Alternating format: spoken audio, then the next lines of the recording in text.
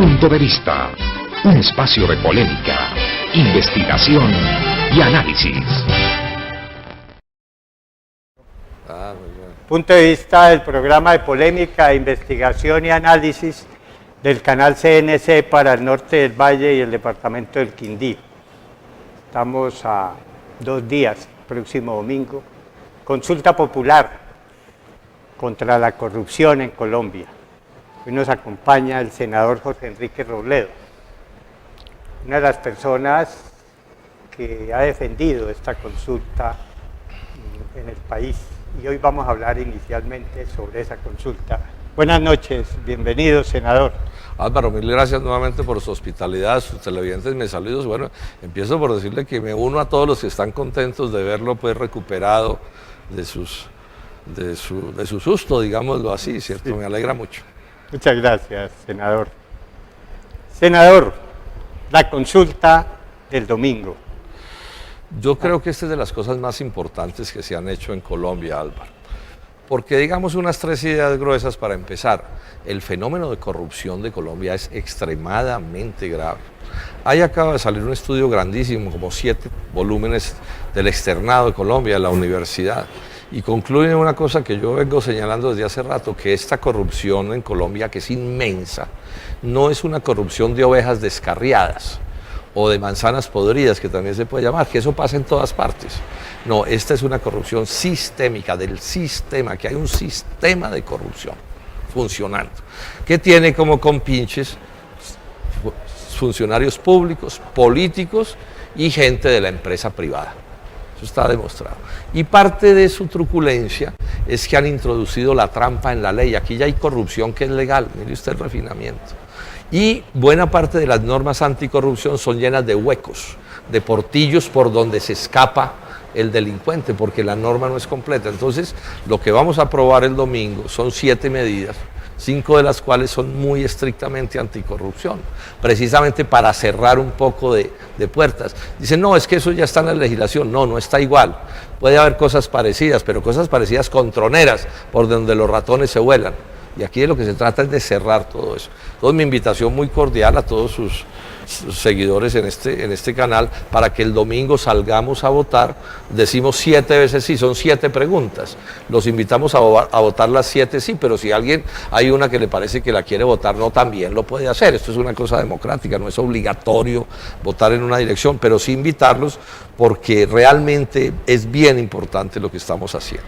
A ver, senador, como es tan importante lo del domingo y el tema de corrupción pues, es duro en Colombia y hay mucha desesperanza en el país y aquí en el departamento del Quindío más, con todo lo que ha sucedido, cuando se habla de una consulta anticorrupción, si el país sale y vota favorablemente, la corrupción o hay que decirle la verdad al país? No, la verdad es que no la acaba, o sea, sí, yo para ya que no haya... No, o sea, yo no soy un demagogo, sí. O sea, digamos, en todos los países del mundo hay corrupción, es más, en todas las organizaciones de seres humanos, en la mejor familia puede aparecer un corrupto, en la mejor religión, en el mejor partido político, en el mejor país. Lo que pasa es que la que tenemos aquí sí es sistémica, es del sistema, es un sistema de corrupción. Ahora, con esa consulta sola no vamos a resolver esto, pero sí les damos un golpe, les dificultamos las cosas, metemos a las cárceles a un poco, y eso tiene una importancia, porque esta es una batalla que hay que darla. Sin estas normas va a ser muy difícil salir adelante. Entonces, digamos, sin engañar a nadie, no se trata de hacer demagogia, démosle toda la importancia a lo que estamos haciendo. Por ejemplo, el tema de bajar los sueldos a los congresistas. Por ejemplo, ese es un tema que con buena razón, expliquemos esto. Ese es el nombre, ¿no? Consulta anticorrupción, pero eso tiene una historia, ¿no? Lo que hay allí son convertidos en artículos para consulta de varias leyes que intentamos aprobar y no nos dejaron aprobar en el Congreso. Entre esas, bajar los sueldos. Es probable que usted mira de la manera más absoluta, estricta, bajar los ingresos de los congresistas no golpee la corrupción, pero sí hace justicia, ¿sí? Tampoco tiene nada de malo, realmente ganamos mucho, ¿sí? Entonces, en ese sentido es bueno que se apruebe. es bueno que se apruebe, pero hay otras que sí son, digamos, estrictamente anticorrupción. Entonces, digamos, tampoco hay que permitir que quienes están en contra de las medidas anticorrupción nos monten un ruido con el cuento de los sueldos de los congresistas, que si se bajan, repito, es bueno, ganamos mucho. ¿Cómo así que casi 32 millones de pesos?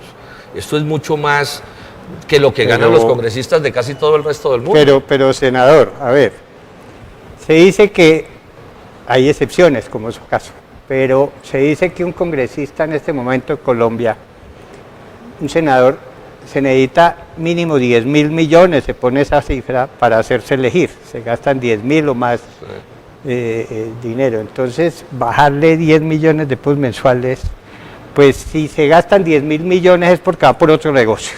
No, por eso, pero yo puedo entender esas argumentaciones, pero lo que importa es que esto sí también le manda un mensaje al país. O sea, manda un mensaje de lucha contra la desigualdad. Este es uno de los países más desiguales del mundo. Y repito, digamos que ningún mal le hace a Colombia que esos ingresos se bajen, y si esa plata se destina a cualquier otra cosa, pues también va a resultar útil. Pero además también le digo esto, si a alguien le parece que es bueno dejar esos ingresos de los congresistas en esa suma en la que está, bueno, pues vote no, esa es una posibilidad que usted tiene de votar no. Yo lo pregunto por esto, senador, por lo que le decía al principio. Hay desesperanza en el país. De pronto hay muchas personas creyendo que el domingo se va a acabar la corrupción y que esas medidas acaban la corrupción y que el congresista mañana ya no va a robar y ya no llegó a eso. No, pero bueno, por esa vía de los abuelos no, pero hay otras dos preguntas. A ver. Que son la sexta y la quinta, creo, que son directamente contra, digamos, corrupción propia de congresistas. Yo vi una en que tienen que presentar la declaración de renta. Sí. La verdad, yo nunca he visto que el corrupto coja la plata y la meta en su propia declaración de renta. Pero no es solo eso, lástima es que yo no las tengo aquí. No es solo eso, es un conjunto de normas que incluyen ese tema. Es que hay que acosar al corrupto por todos los lados. Ese es el punto. Entonces es un conjunto de normas que incluye esa es buena que exista, porque es una manera de acosarlo, porque eso lo empuja hacia testaferratos, o sea, lo va enredando en sus propias, digamos, en sus propias espuelas, y es bueno que haya transparencia, de la misma manera que se rindan cuentas. Sí, es probable que rindan cuentas de lo que hacemos, en qué trabajamos, cuáles son nuestras actividades. Eso solo no resuelve nada, pero es un problema de ir sumando cosas, que es lo que está planteado, Sí, es el conjunto de cosas. Además son reclamos ciudadanos. La gente quiere saber lo que pasa, pero que se sepa de verdad, que hoy no es de verdad. Hoy hay unas normas en ese sentido, pero no son completas. Tienen, como le decía Portillo, huecos por donde se puede salir la persona, ¿no? Miremos, por ejemplo, en el Quindío. Sí. Todo lo que ha sucedido, que usted conoce y que el país ya conoce. Sí. Y hay por obligación rebaja de penas a todas las personas que acabaron con la credibilidad de nuestro departamento. Ahí hay un punto que es importante en eso. Sí. Que no haya pues esas rebajas. Pues es que si a una persona la cogen infraganti, casi, que se supo que venga, antes de cualquier cosa se sabe que usted se robó tanta plata del erario, de lo del municipio, de valorización de esto. Ah, bueno, sí, yo acepto que sí, entonces ya quedó casi libre. Aquí hay una pregunta sobre ese tema específicamente, que tiene que ver con que los corruptos paguen y paguen en cárcel. O sea, yo he dicho que paguen completo. Y que paguen completo. Yo he dicho que esto no puede seguir siendo que cuando de milagro condenan a un pez gordo, a un delincuente de cuello blanco, entonces le dan la mansión por cárcel, incluida la piscina. No puede ser. No puede ser. Y eso es uno de los puntos que está planteado aquí en este asunto. No, en esto hay que ponerle seriedad. Y es el tipo de cosas que están allí. Bien. Ahora, hay dos anticorrupción que yo le quiero mencionar que son, a mi juicio, esas dos solas justificarían la consulta. Una es lo que llamamos la mermelada. ¿Qué es la mermelada? El gobierno nacional separa unas platas del presupuesto. la presidencia, el ministro de Hacienda, y con eso se compra a los congresistas. Dependiendo si el congresista le aplaude todo al gobierno, le dan más o menos un cupo de plata, supóngase que le dan 50.000 pesos para que él se gaste casi que en lo que se le dé la gana en el territorio nacional. Con esa plata se va y busca un alcalde. Y dice, alcalde, ¿usted qué obra quiere que hagamos aquí en su municipio? Entonces el alcalde dice cualquiera, porque ellos tienen unas listas muy grandes, una escuela, un puente, lo que sea, ¿cierto? Y entre los dos o el congresista solo van y buscan un contratista, un constructor, una firma constructora. Bueno, el alcalde tiene que pagar poniéndole todos los votos del municipio al congresista. Bueno, y entre los tres se roban un porcentaje, que se discute 15, 20, 25%. Aquí hay un punto entero contra eso. Además, senador, usted ve que en la mayoría de esos casos, las obras que se ejecutaron tienen que ver con servicios públicos. Cambiaron todos los acueductos del país, sí, necesitándose o no, y los alcantarillados, porque ahí no hay licitación. En los servicios públicos, bueno, pero en las empresas de servicios públicos ese es no otro hay. Punto, el que llamamos los contratos a dedo. Sí, o los que llamamos también contratos sastre, licitaciones sastre. Sí, esas ya de licitación. Cosas calculadas para que la licitación sea un fraude. Sí, entonces yo convoco a los ingenieros de Armenia a un concurso y entonces pongo entre las normas las condiciones con las que el ingeniero Pedro Pérez, sí, como que eran arquitectos, y entonces digan, no, que sea canoso, que tenga anteojos, ¿cierto? Que esté con blue jeans, y entonces eso soy yo, ¿cierto? En y el me gané tema, la plata, me la robé. mire, senador, tiene usted tanta razón, sí, que en el tema de valorización de Armenia, ¿sí? En la primera se presentó una firma, claro, y le adjudicaron, en la segunda 80.000 millones se presentaron dos, pero eran las mismas de... Claro. Y en las dos era el mismo, bueno, el ese mismo tipo consorcio. de cosas las vamos a cerrar con esto. O sea, vamos a caerles a estos tipos, a acosarlos en todas las cosas. Pero yo he estado, por ejemplo, en reuniones con la Sociedad Colombiana de Ingenieros en varias capitales de departamento, y es muy doloroso ver ingenieros correctos que saben las cosas y dicen, senadores, que nosotros ya no licitamos aquí en este municipio porque sabemos que el alcalde tiene un combo con un congresista y a su vez tienen un combo con un contratista, y nosotros nos presentamos a una licitación y quedamos como unos imbéciles porque se sabe quién se va a ganar la licitación. Eso no puede seguir siendo así. O sea, son muchas las cosas que están aquí planteadas de buena fe. Y vamos a llegar con esto aprobado al Congreso, es a cerrar esos portillos, o sea, que las cosas se hagan como se deben hacer. Senador, miremos los pasos que se dan con la consulta popular. Entonces el próximo domingo el ciudadano sale, vota.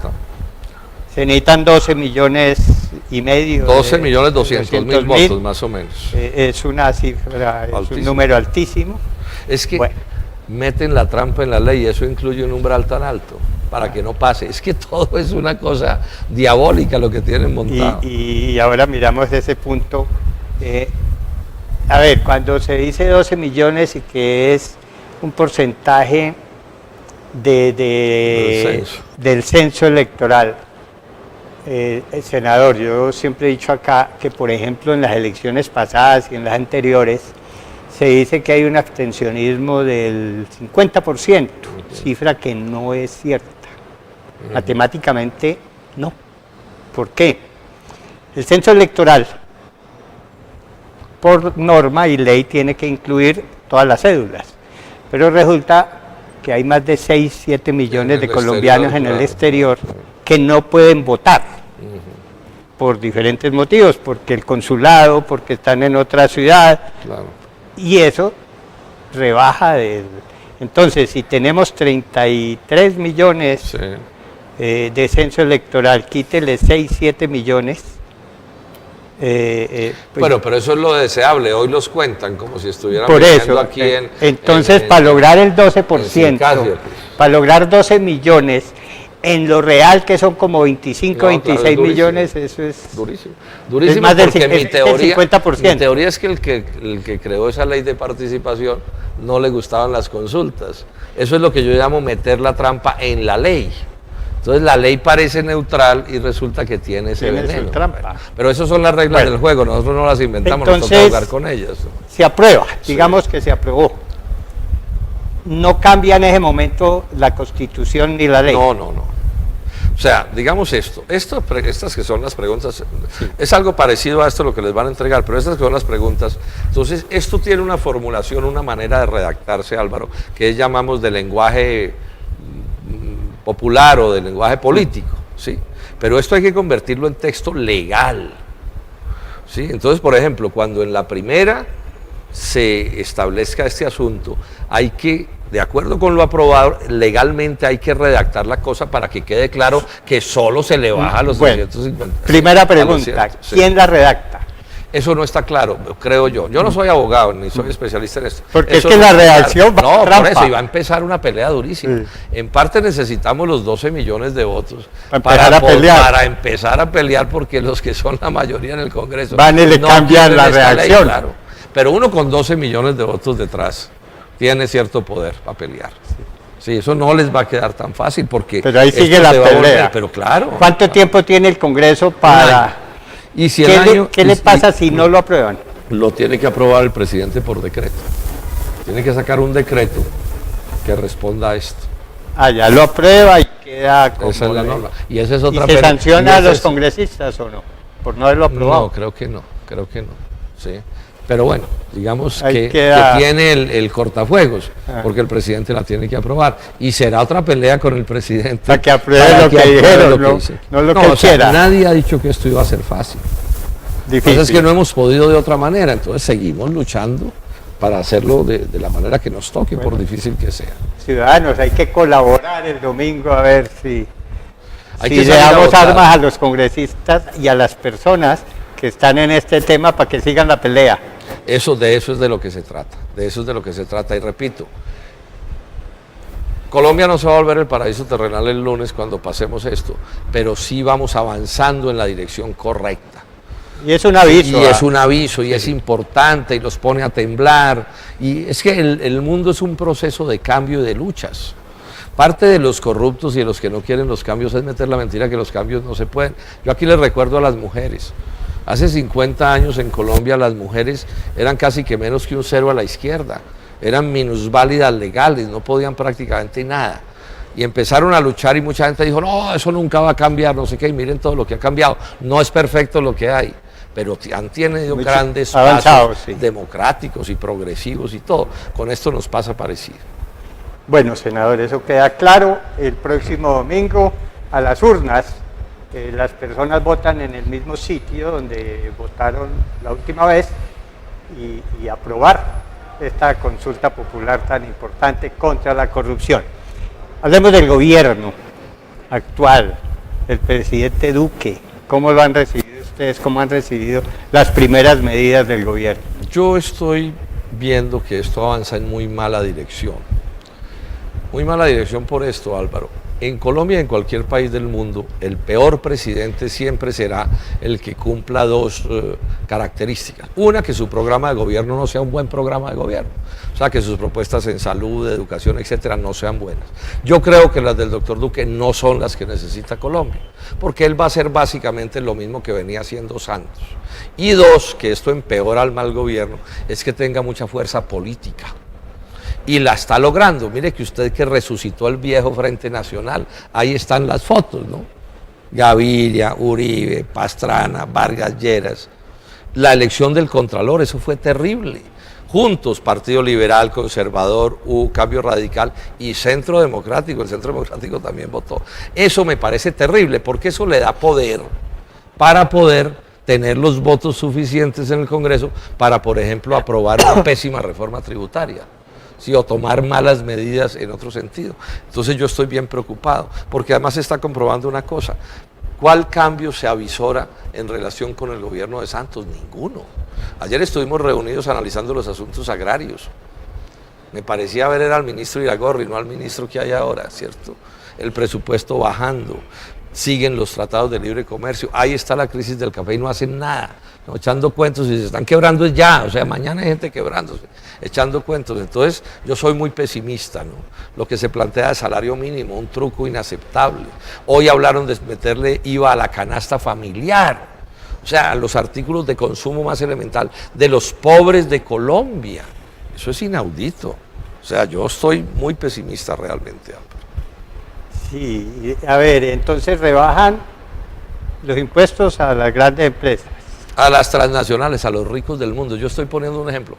El dueño de Claro, que tiene casi todo el negocio de la telefonía celular, es un señor que se llama Carlos Slim, que está entre los 10 más ricos del mundo.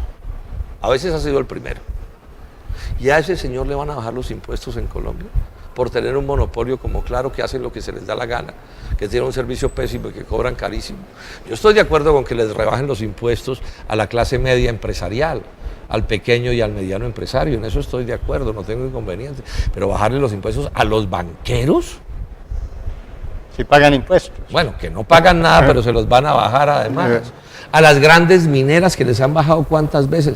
En la reforma de Santos les bajaron los impuestos. En la reforma anterior de Álvaro Uribe les bajaron los impuestos. Ahora, lo más grave no es que se los bajen, porque si se los bajaran solamente no sería tan grave. Es que compensan lo que les bajan con lo que les suben a la clase media y a los sectores populares. Y van a ampliar la base tributaria. Exacto, o sea, coger a Pedro Pueblo, la clase media le están cayendo como si fueran la clase media, ¿cierto? sí. Y al pueblo que lo tiene ya con la lengua afuera, a ver qué más le sacan. O sea, van a grabar la leche, el pan, etcétera. ¿Esto qué es? ¿Y la medida de subir el salario mínimo le ayuda? No, porque a compensar la al pueblo. plantean con trampa, con maniobra. Mire, yo creo que hay que subir el salario mínimo, es muy bajo. Y si los trabajadores ganan un poco más, las empresas tienen más a quien venderle. Eso es importante en una relación económica sana. Pero lo que propone el senador Uribe es absurdo, porque miren lo que él dice. Le subimos un poquito, y va a ser poquito, esté seguro, el salario mínimo. Pero esa plata no se la pueden gastar, sino que tienen que irla a guardar en un banco. Y algún día la podrán sacar. Esto es una cosa como de... Si yo no la leyera, creería que era un chiste. Porque entonces, mire, señor pobre, usted es muy pobre, le vamos a subir el salario mínimo. Pero no se vaya a gastar esa plata porque daña la economía. ¿Eso qué es? Y el premio se lo dan al banquero. Y el banquero coge esa plata y se la presta al pobre al que no le dejaron gastar la plata. Eso es increíble. Sí, increíble realmente. Y como si fuera poco, con facultades extraordinarias a Santos, o sea, a Duque, para que el detalle de la norma no sea a la luz del país, en un debate abierto en el Congreso y que todo el mundo mire, sino que el señor se encierre en la Casa de Nariño con 5 compadres y monten los detalles de la norma como se les dé la gana. Eso no es democracia. No es democracia que un gobierno en lo económico legisle a las escondidas, y el senador Uribe Vélez le da su autorización al doctor Duque, que es su compadre político. No, así no puede ser. Subámosle el salario mínimo a la gente, dinamiza la economía, eso es bueno. Fenalco está cansado de decir necesitamos que la gente pueda comprar más, y en eso estamos de acuerdo, pero coger esa plata, no para la gente, sino para dársela a los banqueros, me parece inaceptable. O sea, más gabelas para los banqueros. Pero a ver, entonces le rebajan, como decimos, los impuestos a las transnacionales, y al estrato 6. Al estrato 30, al 6 no. Bueno, al estrato 30. Aquí hay estrato 30, sí. Pero arriba, ¿cierto? Digamos que le suben el salario mínimo al estrato 1 y al 2. Aparte de ellos, porque muchísimos de ellos están en el rebusque y no tienen ni salario. No tienen. ¿Y la clase media? No, nada. La ponen a pagar impuestos, entonces más impuestos. Y no le suben porque el salario mínimo no le llega. Claro, así es. Está con ellos. Así es. O sea, la clase media queda en el sándwich, ¿cierto? Sándwich manizaleño, decían acá. Usted que es de Manizales, no sé por qué han dicho eso. Sí. Entonces la cosa es horrible. Ahora, si usted se fija, esa fue la reforma tributaria de Santos. La reforma tributaria de Santos lo que hizo fue subirles los impuestos. Es que ya en este momento no me acuerdo la cifra de memoria. ¿Y el IVA? Pero en una masa enorme a los de abajo, y reducirles los impuestos a los superpoderosos. Los superpoderosos, no los de estrato 6, los de estrato 30, estaban pagando entre renta e impuesto a la riqueza como 42%. Y les bajaron como 10 puntos de un tiro. Eso es una masa de plata descomunal. Y al mismo tiempo a los de abajo, más impuesto a la gasolina, más IVA y más renta a las clases medias. Y ahora van a coger otros 2 millones. Si le rebajan a 1.800.000 Exacto. la base tributaria, sí. Duro. No, así matan el país, estrangulan el país. Voy a decir una cosa a los empresarios sensatos, a la clase media empresarial. Si a la gente sencilla la siguen empobreciendo, ¿quién les va a comprar? O sea, los señores de la panela, campesinos y empresarios, que están con precios malísimos porque no hay a quién venderle la panela. Y si siguen empobreciendo a los pobres, pues ¿quién les va a comprar la panela? Es que un capitalismo bien entendido, una economía de mercado bien entendido, le eleva el nivel de vida y la capacidad de compra a los sectores populares y a las clases medias, entre otras cosas, para que les compren más. ¿A quién? Pues a los empresarios. Y si una empresa puede vender más, va a necesitar contratar más trabajadores. Y esos trabajadores se vuelven compradores porque tienen un salario. ¿Y le compran más a quién? A las empresas. O sea, es que de eso es de lo que se trata este asunto. Esto está inventado ya hace rato. Lo que pasa es que aquí estamos en manos de unas minorías muy reaccionarias, transnacionales principalmente, que no están pensando en Colombia como un todo, sino que están pensando en otros intereses. Entonces ahora nos echan el cuento, no, es que si bajan los impuestos van a generar empleo. Mentira. Eso no funciona así. Usted agranda su empresa si es negocio agrandar la empresa y si van aquí a vender. Sí, eso si depende no, de no. otros puntos. Eso depende de Sí, otros sí. factores. Sí. Eso no. Entonces, estamos en manos. Ahora, son los mismos de Santos. No nos vengan con cuentos. Son los mismos de Santos. Y son los mismos del gobierno anterior, el de Álvaro Uribe, y el de Andrés Pastrana, y el de César Gaviria. Ese es un Es el mismo sistema. Es el mismo sistema. Pero ojo, cuando decimos que no nos gusta el sistema, yo no estoy hablando de socialismo ni acabar con la propiedad privada, nada de eso. Estamos hablando de que se desarrolle la economía de mercado. Es que si algo no funciona en Colombia, es la economía de mercado. O sea, usted va a Estados Unidos y usted puede recorrer en un carro 5.000 kilómetros sin que haya un hueco en la carretera. Eso es la economía de mercado poderosa. Aquí usted coge el pichirilo y en la esquina ya lo destruyó, pues, todas las balineras. Y hay peaje cada 40 y hay peaje cada kilómetros. 40 kilómetros. O sea, les doy este dato que lo repito mucho. Lo que se llama el producto per cápita en Colombia, o sea, el producto por habitante, la cantidad de riqueza que se crea por habitante en Colombia es del orden de $6.000, Álvaro. ¿Saben cuántos en Estados Unidos? De $60.000. En Europa es de 40, 50.000. En Europa hay países de 70.000. Y nosotros Y estamos aquí es en 6.000. 6.000. Así no se puede. Y si siguen estrangulando a los pobres y estrangulando a la clase media empresarial, y si todo es para las transnacionales y los banqueros y ellos ganan y ganan y ganan, el país no puede funcionar. Están matando la gallina de los huevos de oro realmente. Bueno, antes de terminar, el café. Que estamos en la zona cafetera. Muy preocupado con el café. Usted sabe bien, Álvaro, que yo nunca he tenido finca cafetera, o sea, mi interés por el café no es de finquero, no tengo paciencia para eso. No es ¿sí? caturrero. No, imagínese yo con todos los líos que cargo en la cabeza y además con el chicharrón de una finca cafetera, no. Pero sí me interesa, me preocupa, es la vida de toda la gente de esta región, yo soy de estas tierras, ¿cierto? ¿Qué pasó?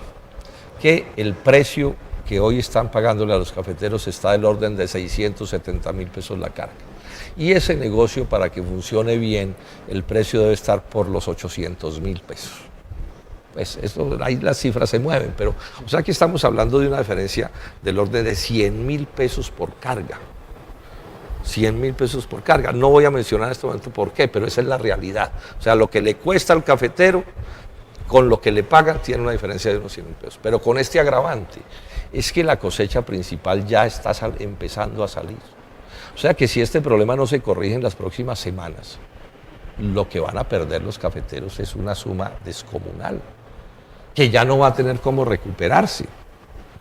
Entonces, ¿qué es lo que le planteamos ayer al ministro de Agricultura en la Comisión Quinta? El gobierno tiene que salir en auxilio de los cafeteros.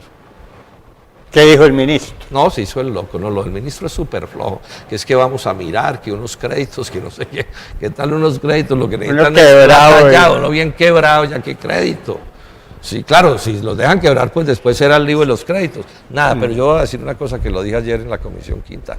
El doctor Iván Duque recorrió las zonas cafeteras y hartos votos sacó por aquí, pintándoles pajaritos de oro a los cafeteros. Acuérdense que habló de un fondo de estabilización de precios, que tienen como objetivo impedir que estas cosas que están pasando pasen. Pero de eso no habló ayer el ministro. Alcanzaron a hablar él y sus amigos de café a $1.000.000 de pesos para endulzar el oído por allá en las zonas rurales cafeteras.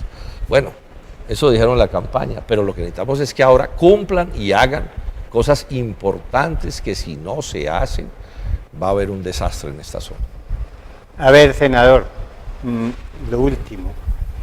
Uno escucha a los cafeteros y aquí en la región, cada año nos quebramos. Cada año estamos perdiendo. Si está en mal negocio, ¿por qué Colombia sigue ahí? Pero le voy a dar esta respuesta, Álvaro. Usted sabe que es así. Uno se sorprende si ve la rotación en la economía cafetera, o sea, la cantidad de gente que se quiebra es así. Lo que pasa es que se quiebran unos y llegan otros. Sí, la tierra queda ahí. Sí, la tierra queda ahí, el cafetal también, y entonces llegan otros llenos de ilusiones. No, es que yo sí, faltaba, era yo. O llega el otro y tumba y dice, esto lo sembramos en otra cosa. Sí, pero en general se mantienen. Además porque hay zonas, las zonas de laderas muy fuertes, es donde es casi imposible encontrar con qué sustituir el café. O usted se lo puede sustituir, pero le da tan poquito el cultivo porque es que el resto del agro tampoco es negocio. Que están presos de esa realidad, eso es una verdad que yo esto lo he estudiado mucho, ¿sí?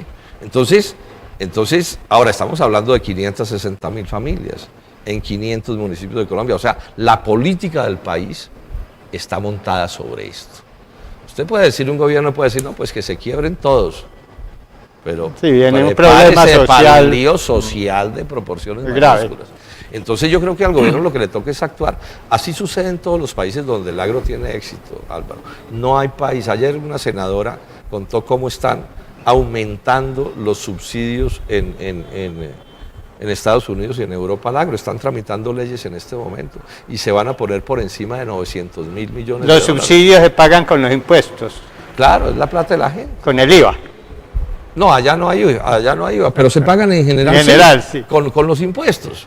Sí, pero es que esa es la manera. O sea, el capitalismo no funciona de otra manera. O sea, cuando usted ve el metro de Nueva York, eso no se paga con la tarifa.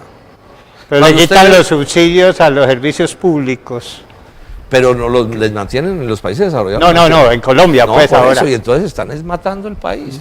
Porque el país, no, eso no funciona así. Muy o sea, usted no puede tener un país que funcione si no tiene un Estado fuerte, una economía fuerte que le permita al Estado apalancar aquí, apalancar allá. Ese es el capitalismo. Es mentira que el capitalismo, el Estado no actúa. Eso es paja. Eso en ninguna parte del mundo ha sido así.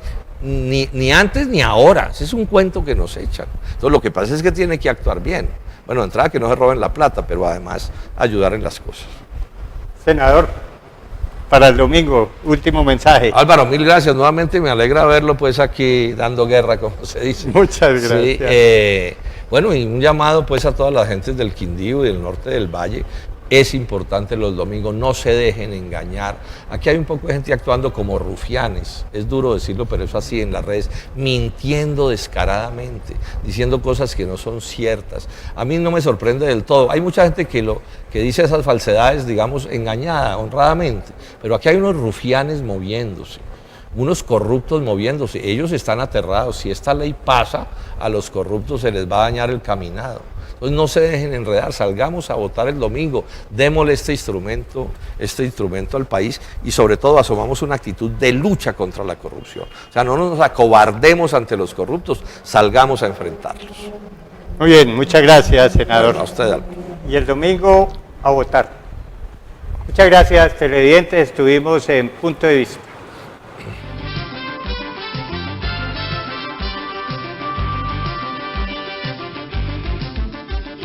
Punto de Vista, un espacio de polémica, investigación y análisis.